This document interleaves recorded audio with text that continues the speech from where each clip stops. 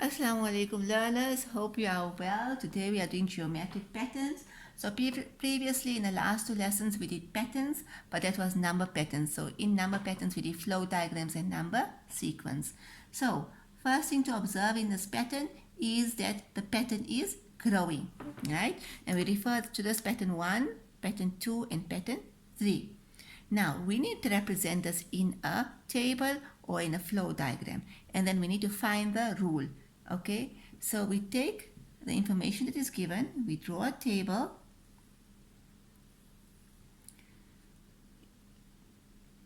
this will be triangle number, and this will be matches.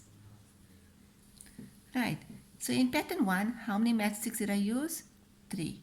In pattern 2, how many matchsticks? 1, 2, 3, 4, 5, 6. In pattern 3, 1, 2, 3, 4, 5, 6, 7, 8, 9. I use 9. So, in pattern 4, how many matchsticks will I use and how many matchsticks will I use? To find that out, I will have to look at what is the rule. Okay, so I look at what has happened. Each time, in each pattern, I have added 3 more matchsticks, right? So my rule is add 3. Now I can also see the same rule when I look here at the output. From 3 plus 3 is 6, 6 plus 3 is 9. So without drawing the next pattern, I know that if I add 3, then my pattern number 4 will have 12 matchsticks and pattern number 5 will have 15 matchsticks, right? If I'm asked to draw pattern number 4, then obviously that means I'm going to add 3 more matchsticks, and that's how I would draw pattern number 4. The same table can be represented in a flow diagram. So let me just draw the flow diagram for you.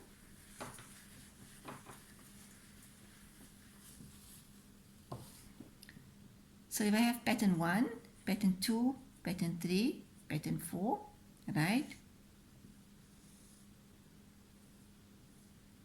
Now, and we need to, in the first one, we have 3 matchsticks, second one 6, third one 9,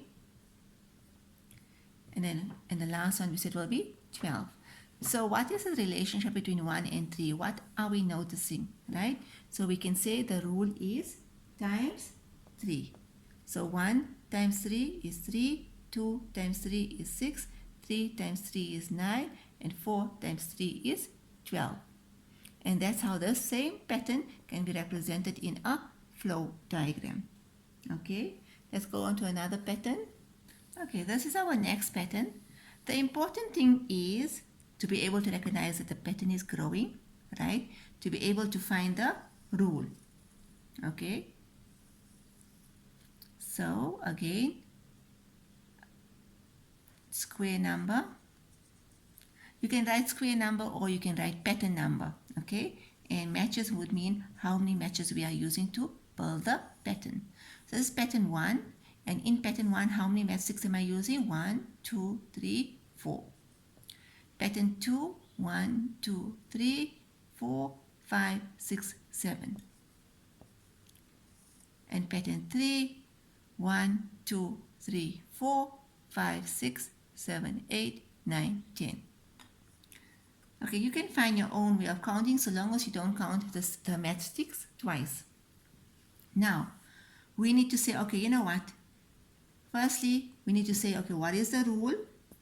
How will I find pattern number 4? How will I draw pattern number 4?